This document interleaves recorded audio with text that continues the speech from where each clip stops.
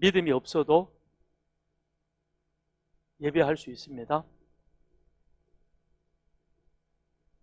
믿음이 없어도 헌금할 수 있습니다. 믿음이 없어도 당번이 돌아오면 교회에 와서 화장실 청소할 수 있습니다.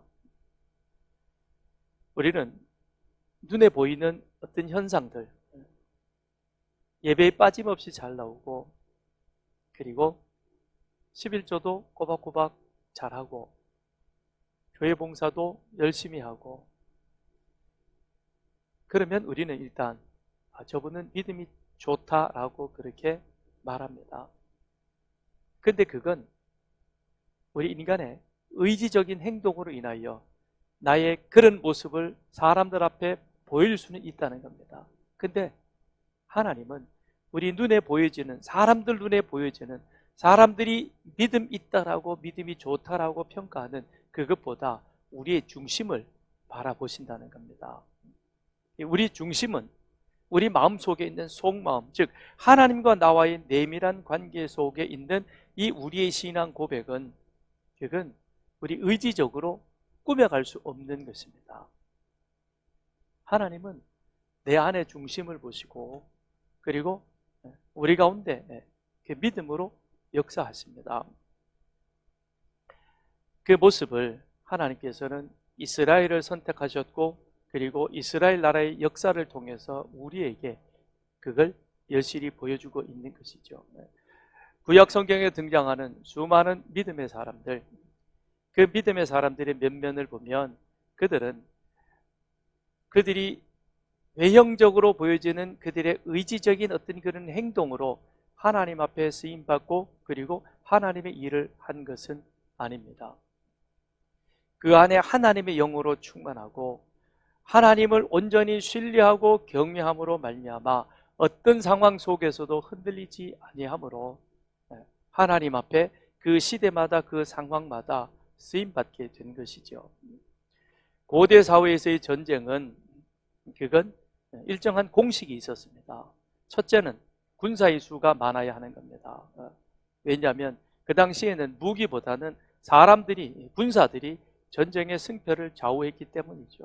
그리고 거기에 그 다음에 그들이 가지고 있는 무기, 그 다음엔 용맹성, 우리가 이 전쟁에서 승리할 것이냐, 우리는 반드시 승리한다, 그런 어떤 긍정적 이 생각들이 전쟁의 승패를 좌우하게 됩니다.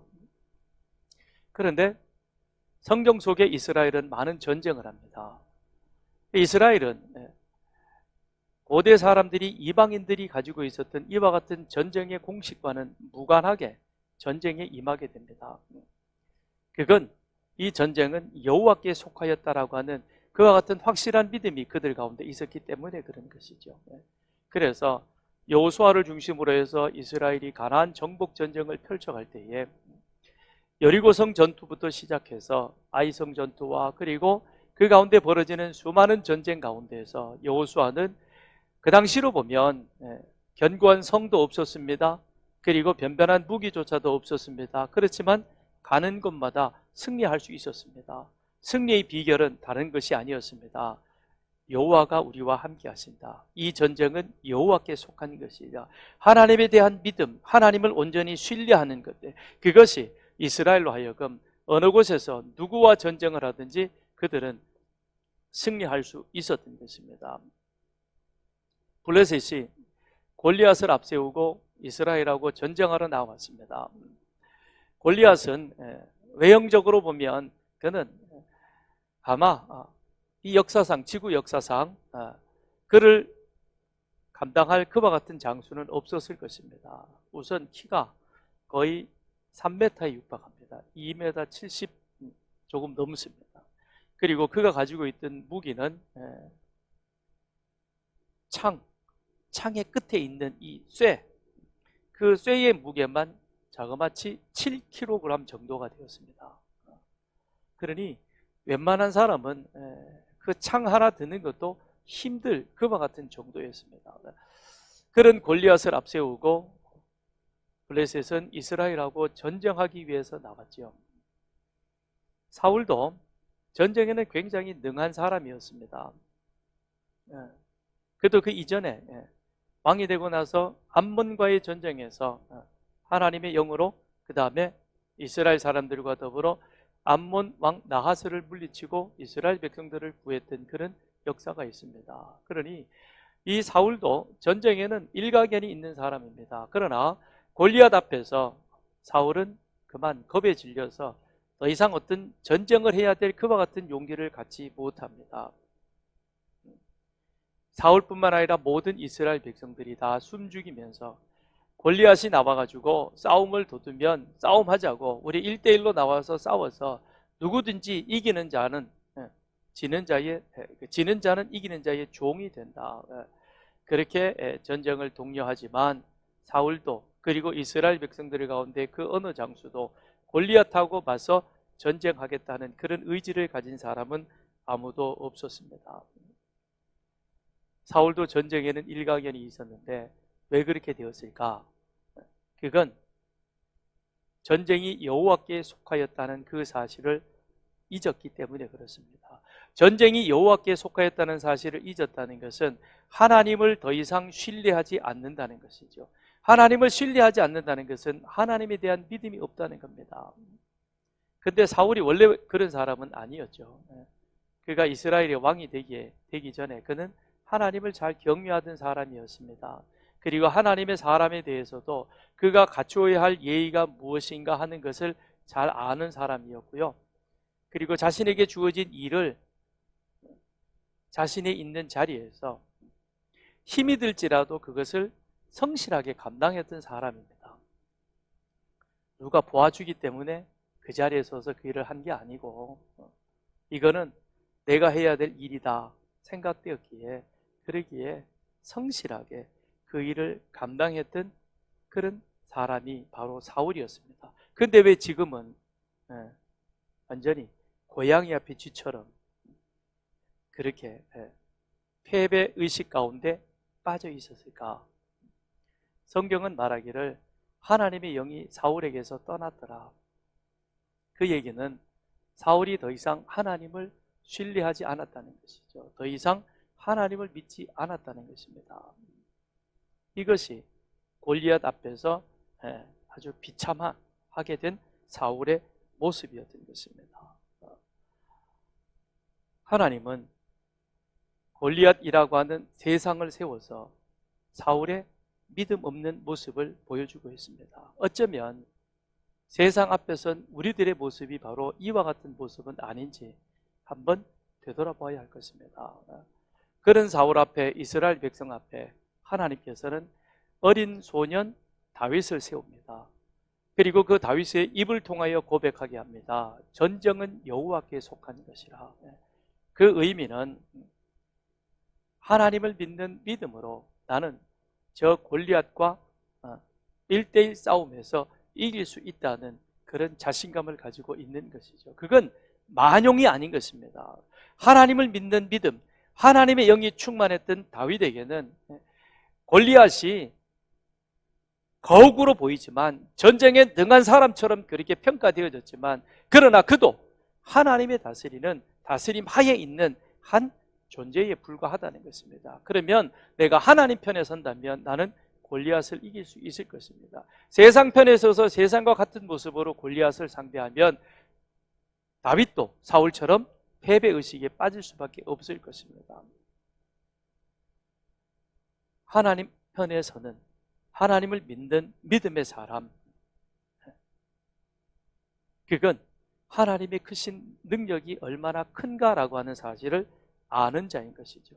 하나님의 능력이 크심을 아는 사람은 하나님을 온전히 신뢰할 것입니다. 그리고 하나님 편에 서서 그 일을 감당하게 될 것입니다. 바울은 에베소 교회 성도들에게 이 하나님의 큰 능력을 너희들이 깨달아 알기를 원한다라고 지금 편지를 하고 있는 것입니다. 하나님의 능력은 어떠한가? 이미 바울은 두 가지로 에베소 교회에 말했죠. 첫째는 하나님의 부르심의 소망을 확실하게 하였다. 하나님이 성도들을 선택하셔서 불러서 그리하여 그들로 하여금 하나님의 부르심이 그들 가운데 있다는 사실을 알게 해 주었다. 그 다음에 두 번째는 그 성도들에게 장차 주어질 하나님의 기업의 풍성함의 영광이 어떠한가라고 하는 것을 그들이 알고 그것을 온전히 누릴 수 있도록 인도해 가실 것이다 라고 그렇게 말했습니다. 그런데 그렇게 말했지만 너희는 하나님의 선택을 받은 자요, 그리고 장차 하나님의 영광의 풍성한 그 기업을 누릴 자라고 그렇게 말했지만, 그런데 에베소 교회 성도들이 그 사실을 정말 마음속에 깊이 깨닫고 잘 알고 있었을까, 또 염려가 되어서 바울은 다시 한 번 더 기도하며 오늘 본문의 말씀을 이야기하고 있는 것입니다. 그건 다름이 아닌 하나님의 능력이 결정적으로 나타난 사건, 예수의 십자가의 죽으심과 부활인 것이죠. 그 가운데 특별히 바울은 부활을 강조하고 있는 겁니다.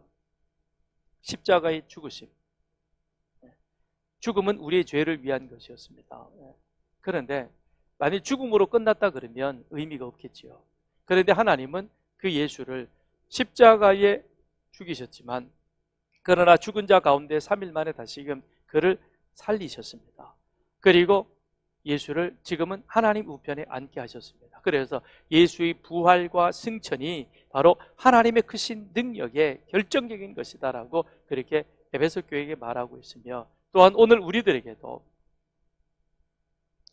이와 같은 하나님의 크신 능력을 깨달아 알기를 원한다는 것이죠. 그게 우리의 믿음이어야 하는 것이고, 그런 믿음으로, 즉 우리의 믿음이 하나님의 크신 능력, 하나님이 세상에서 우리를 부르셨고 그리하여 장차 우리에게 성도에 주실 하나님에게 풍성함이 있는 것인데, 그 기업의 풍성함은 바로 하나님께서 예수를 살아 부활하게 하셔서 하나님 우편에 앉게 하심으로 말미암아 그 모든 권세를 누리게 하셨는데, 그걸 오늘 우리들도 함께 누리는 자가 되었다. 이 사실을 저와 여러분이 오늘 믿음으로 고백하고 아는 자가 되기를 원합니다. 그리하여 더 이상 우리가 이 세상에서 믿음 없는 자의 믿음 있는 척하는 모습이 아니라 정말 믿음 있는 자로 믿음대로 살아가는 그런 하나님의 백성 되시기를 축원드립니다. 본문 20절을 보면 그의 능력이 그리스도 안에서 역사하사 죽은 자들 가운데 다시 살리시고 하늘에서 자기의 오른편에 앉히사. 사복음서 기자들은 공히 예수님의 십자가의 죽으심 그리고 다시 살아나심을 증언합니다. 그 내용을 이 바울도 그대로 한 줄로 고백하고 있습니다. 하나님께서 그의 능력으로 예수를 죽은 자 가운데서 다시 살리셨다. 예수를 죽은 자 가운데 다시 살리셨다. 죽은 자가 다시 살아났다. 이것만큼 하나님의 능력이 더 확실하게 보여진 것은 없는 것이죠. 물론 하나님이 이 세상을 창조하셨고 창조하신 이 세상을 하나님의 섭리대로 운행해 가고 계십니다. 사계절이 있고 우리 가운데 일어나는 이런 모든 자연현상, 이 모든 것들이 다 하나님의 크신 능력인 것입니다. 그런데 그 가운데 특별히 예수를 죽은 자 가운데 다시 살리셨다는 것입니다. 그건 하나님의 능력이 결정적으로 드러난 확실한 증거이며, 동시에 예수를 다시 살리심으로 예수가 그리스도, 예수가 구원자 되심을 세상 가운데 증거하는 것입니다. 그리고 세 번째로는 우리에게 영생의 영광을 주시는 그와 같은 확고한 증거가 되는 것이죠. 예수께서 십자가에 다시 죽으셨다가 살아나셨다. 그래서 바울은 이 사실을 두고 예수가 부활의 첫 열매가 되었다. 그러므로 예수에게 속한 예수 안에 있는 모든 사람들도 예수의 살아나신 같이 우리 또한 부활하게 될 것이다. 이게 성도에게, 그것을 믿는 성도에게 구원의 확실한 증거가 되는 것이죠. 그 다음에 예수가 살아남으로 말미암아 한 가지 더, 우리가 의롭게 되어진 것이죠. 의롭게 되어졌다. 그건 하나님과 관계가 아담의 범죄 이후로 우리는 진노의 대상이 되었고 하나님의 심판받아야 할 그와 같은 죄인의 존재에 있었는데, 그런데 예수님께서 다시 살아 부활하심으로 말미암아 하나님께서 그 예수를 믿는 모든 사람을 의롭다 하심으로, 그러므로 이제 우리는 하나님과 우리의 관계가 진노의 관계, 심판의 관계에서 자녀되어지는, 그래서 하나님을 아버지라 부를 수 있는 그런 관계로 우리 자신이 바뀌어졌다는 겁니다. 신분이 바뀌어진 것이죠. 그래서 우리가 의롭다 여김을 받게 되었다라는 것입니다. 그 일을 위해서 우리가 무엇을 한 게 없어요. 다만 우리가 한 것은 우리가 예수가 그리스도 되시고 하나님께서 그 예수를 십자가에 죽이시고 다시 살리셨다는 이 사실을 믿는 것이죠. 그래서 우리는 의롭다 여김을 얻게 되어진 겁니다. 어떻게 그러면 이와 같은 것들이 우리에게 있어서 그것이 나의 의가 되는 것이고 나에게 영생이 되는 것이냐, 그걸 바울은 오늘 본문에서 한 단어로 표현해 주고 있습니다. 예수 안에서, 그리스도 안에서. 다시 20절을 보십시다. 그의 능력이 그리스도 안에서 역사하사. 그의 능력이, 하나님의 능력이 누구 안에서? 그리스도 안에서 역사하였다는 겁니다. 그리스도 안에서 역사하였다라고 하는 그 표현은 무슨 의미냐면, 하나님이 이 땅에 우리의 인간의 죄를 해결하시기 위하여 그의 아들 독생자를 하나님의 어린 양으로 보내셨고, 그를 십자가에 죽이셔서 피 흘림으로 말미암아 우리의 죄를 사하는 것이죠. 그런데 그 예수의 죽음이 나의 죽음이 되어지고 십자가에 돌아가신 예수의 부활이 나의 부활이 되어서 예수의 영생이 나의 영생으로까지 같이 연결되어가는 이 연결고리는 다름이 아니라 우리를 그리스도 안에 있게 하심으로, 즉 하나님이 그의 능력을 우리를 그리스도 안에 마치 핀셋으로 콕 집어넣는 것. 혹시 여러분 옛날에 이것 기억하세요? 우리나라의 황우석 박사가 인공수정인가 뭐 그걸 하면서 이거 왜 핀셋으로 이렇게 그 정자 아니라 그러네, 그 안에 이렇게 쑥 집어넣는 거 기억나세요? 옛날에 뭐 그게 뭐 조작이니 어쩌니 그래가지고 그랬지만 하여튼 그게 그렇게 그런 그 사진이 있잖아요, 그죠? 안에 쏙 집어넣듯이 우리를, 장상처리를 꼭 집어가지고 어디다 집어넣냐면 예수 안에다가 나를 집어넣는 겁니다. 그래서 내가 그 안에 들어감으로 인하여서 나는 이제 어떤 존재가 됐냐? 예수하고 나하고 하나가 되어지는 것이죠. 그렇기 때문에 예수의 죽음이 나의 죽음이 되는 것이고, 그 얘기는 곧 예수님께서 십자가의 죽으심으로 내 죄가 용서함을 받았고, 그래서 내가 예수 안에서 나도 죄의 용서함을 받은 거예요. 죽은 거는 예수가 죽었지만 나도 그 안에서 내 죄가 죽은 겁니다. 용서받은 겁니다. 그 다음에 하나님이 그를 죽은 자 가운데 다시 살리신 거예요. 새 생명을 주시니까 예수 안에 죽었던 내가 예수가 살아남으로 인하여 나도 다시 살아나게 되는 겁니다. 그래서 예수 생명이 내 생명이 되는 것이고, 예수를 믿는 자의 예수가 첫 부활의 영생이 열매가 된 것처럼 나도 그 안에서 영생하는 자가 되어져서, 그리하여 하나님 앞에서 이제는 더 이상 죄인이 아니라 우리는 의인이 된 것입니다. 그래서 하나님을 아버지라 부르는 것이죠. 하나님은 우리를 보면서 너는 내 사랑하는 아들이요 내 사랑하는 딸이라 그럽니다. 그럴 때 우리의 응답은 뭡니까? 아멘. 하나님은 나의 아버지십니다. 그런 고백이 나오게 되는 것이죠. 그래서 우리도 그 안에 같이 들어가게 된 겁니다. 그래서 교회는 그의 몸이라 라고 말합니다. 23절에 가서 보면 뭐라고 표현하고 있느냐?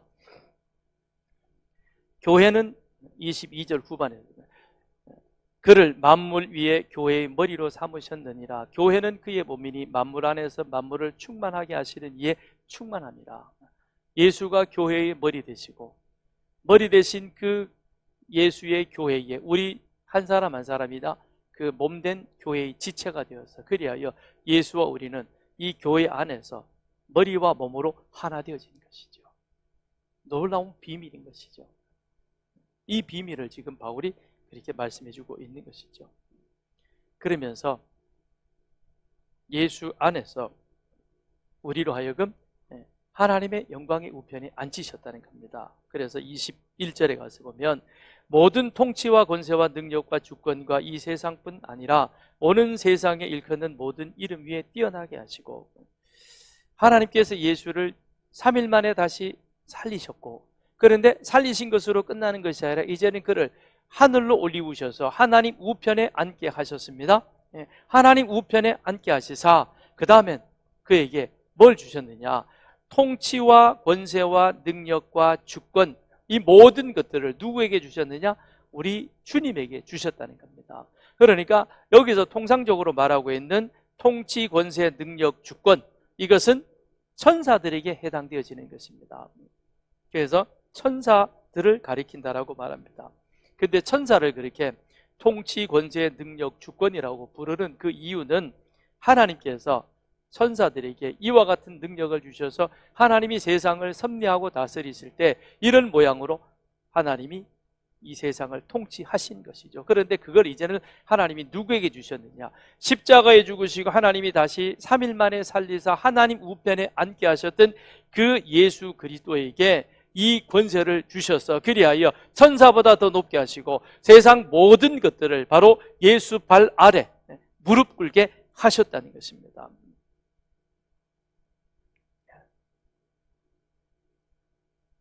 20절 후반,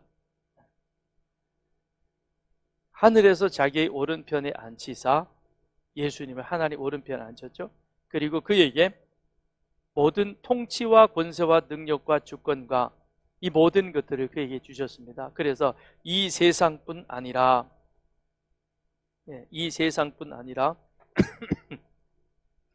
오는 세상에 일컫는 모든 이름 위에 뛰어나게 하셨다라는 겁니다. 그래서 세상 모든 권세가 예수 발 앞에 무릎 꿇게 하셨죠. 그리고 부활하신 주님께서 제자들을 파송하시면서 하셨던 말씀도 바로 이 말씀이죠.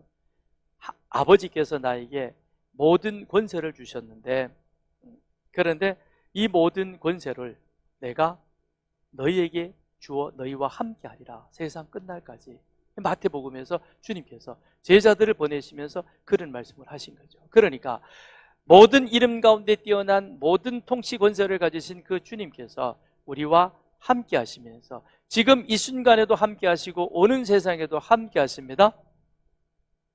그런데 더 중요한 것은 20절에서 그리스도 안에서 라고 말씀하셨죠. 우리가 그리스도 안에 있으므로 우리에게도 영원한 생명의 축복이 함께 누려졌던 것처럼 주님이 하나님 우편에 앉으신 것처럼 우리 또한 하나님 우편에 앉게 되어지는 자요. 왜요? 예수 그리스도를 믿음으로 하나님의 자녀이기 때문에. 그래서 하나님께서 예수님에게 부여하셨던 이 모든 권한이 그 다음에 누구에게도 함께 주어졌느냐? 여러분과 저에게도 함께 주어졌다는 것입니다. 근데 그것이 이 세상을 사는 동안, 그 다음에 오고 오는 이 세상, 주님께서 이 땅에 오셔서 세상을 심판하실 그때도 여전히 우리는 이 세상을 다스린다는 거죠. 그러니까 주님께서 이 땅에 오셔서 이 세상을 새롭게 하셨던 것처럼 그건 이미 우리가 하나님의 통치하에 있으므로 우리는 모든 것이 다 새로워진 것입니다. 주님이 다시 오심으로 말미암아 다시 새로워지는 게 아니라 이미 우리는 새로워진 거예요. 근데 우리가 지금 여전히 어떤 의식 속에 붙잡혀 있느냐? 옛사람 속에 붙잡혀서 옛사람의 옷을, 이미 우리는 새사람의 옷을 입어야 됐는데, 그리고 입고 그렇게 살아야 되는데 그걸 의식하지 못하고 여전히 내가 옛사람 속에 붙잡혀 있다 보니까 새사람 된 나의 삶의 모습을 그대로 살아가질 못하는 그런 어리석임이 우리 속에 있는 거예요. 그 능력대로 살지 못하는 거죠. 그게 사울과 다윗의 예에서도 그대로 드러나는 것이죠. 사울은 이미 하나님의 선택함을 받았고, 그리고 하나님을 믿는 믿음 안에서 그 자신이 계속해서 하나님을 신뢰하고 하나님을 믿으면 골리앗이 아무것도 아닌 것이죠. 그런데 권력의 자리에 앉아서 사울이 바뀐 거는 2년이었어요. 오래가지 않습니다. 그 이후로부터 하나님을 떠나죠. 하나님을 떠나니까 다시 옛사람으로 돌아가 버렸으니까 하나님의 영이 더 이상 그와 함께하지 못했고, 그러니 어린 소년 다윗 앞에 골리앗은 곰이나 사자 중에 하나였던 것처럼 그렇게 보였는데 사울에게는 어마어마한 큰 힘과 능력으로 보여지니 그 앞에서 오금을 펴지 못하는 것이죠. 그게 오늘 우리들의 모습 아닐까요? 하나님께서 그리스도 안에서 우리를 죽은 자 가운데 다시 살리셨고 우리의 죄 문제를 해결해 주셨고 그리스도에게 주던 그런 모든 통치와 권세와 능력과 주권이 우리에게도 함께 주셔서 그리하여 이 세상 가운데 그리스도와 함께 통치하며 주님 오실 그때까지 그것이 영원하다 그랬는데, 그런데 우리가 그런 모든 것들은 깡그리 잃어버린 채 여전히 우리가 옛사람 속에 붙잡혀가지고 그리고는 눈앞에 있는 이 작은 것 하나 때문에 끙끙거리며 살아가니 하나님 보시기에 답답하시겠죠. 그걸 우리들에게 허락하여 주셨다는 겁니다. 그래서 만물이 그 발 아래 복종하게 하셨다. 사람은 물론이요 모든 짐승과 자연계와 심지어는 사단도 예수 앞에 복종하는 것이죠. 그러므로 우리가 귀신 들린 사람에게 귀신을 쫓아낼 때 다른 방법이 아닙니다. 나사렛 예수 그리스도의 이름으로 명하노니 그에게서 나가라. 오늘 여러 가지 귀신 가운데 악한 영들 가운데 붙잡혀져 있는 사람이 있다면 예수 그리스도의 이름으로 명하노니 물러갈지어다. 그리고 강건해지는 역사가 나타나게 될 줄 믿습니다. 우리는 이 권세를 사용해야 되는데 이 권세가 나에게 있는데 근데 그걸 사용하지 못하고 그냥 눌려가지고 세상이 바늘만한 세상이 크게 되어가지고 거기에 짓눌려가지고 이러지도 저러지도 못하고 그렇게 살아가고 있다는 겁니다. 그게 아닌 겁니다. 본문을 다시 한번 읽어보십시오. 그의 능력이 그리스도 안에서 역사하사 죽은 자들 가운데 다시 살리시고 하늘에서 자기의 오른편에 앉히사 모든 통치와 권세와 능력과 주권과 이 세상뿐 아니라 오는 세상에 일컫는 모든 이름 위에 뛰어나게 하시고 또 만물을 그의 발 아래 복종하게 하시고 그를 만물 위의 교회의 머리로 삼으셨느니라. 그 예수가 바로 누구이냐? 이 교회의 머리이시다라고 하는 겁니다. 그래서 그리스도는 교회의 머리 되시고 우리는 교회의 몸인 것입니다. 예수가 내 머리요, 나는 그의 몸인 것입니다. 예수가 영광 받으면 그 몸된 나도 영광을 받는 것이죠. 교회는 예수가 그리스도 되심을 믿음으로 고백하는 우리 모두가 다 교회인 것입니다. 그리고 이 교회의 진정한 머리는 예수님이시죠. 우리는 예수 되신 그 몸의 각 지체인 것입니다. 각 지체라는 것입니다. 머리와 몸은 분리가 될 수 없습니다. 머리와 몸은 하나인 것입니다. 머리가 영광받으면 몸도 영광받습니다. 머리가 무시를 당하면 몸도 무시를 당합니다. 몸이 영광받아서 머리가 영광받는 것이 아니라 이 머리가 영광받기 때문에 우리 몸도 그 자리에 그걸 함께 누리게 되는 줄 믿습니다. 그러므로 이미 하나님께서 머리 대신 예수 그리스도를 그렇게 영광스럽게 하셨기에 그 머리 대신 예수가 그리스도이심을 믿음으로 고백하는 그의 몸된 우리들도 함께 이와 같은 영광과 권세를 누리는 자인 줄 믿습니다. 그래서 우리는 주님이 우리의 머리요, 우리는 그의 몸이요, 그의 지체된 자로서 그 하나님의 영광과 권세가 예수에게 있듯이 예수 안에 있는 우리에게도 그와 같은 권세와 누리를 우리가 함께 누리게 되는 것이죠. 다윗이 골리앗하고 싸우겠다고 그러니까 사울이 다윗에게 제시한 방법은 내 갑옷을 입고 내 칼을 가지고 나가서 싸우라 그럽니다. 여전히 사울은 세상의 방식으로 싸우려 하는 것이죠. 그런데 다윗은 뭐라고 얘기를 합니까? 그렇지 않습니다. 골리앗은 내가 이미 물리쳤던 사자와 곰 가운데 하나입니다. 또 다윗이 이르되 여호와께서 나를 사자의 발톱과 곰의 발톱에서 건져내셨은즉 나를 이 블레셋 사람의 손에도 건져내리라.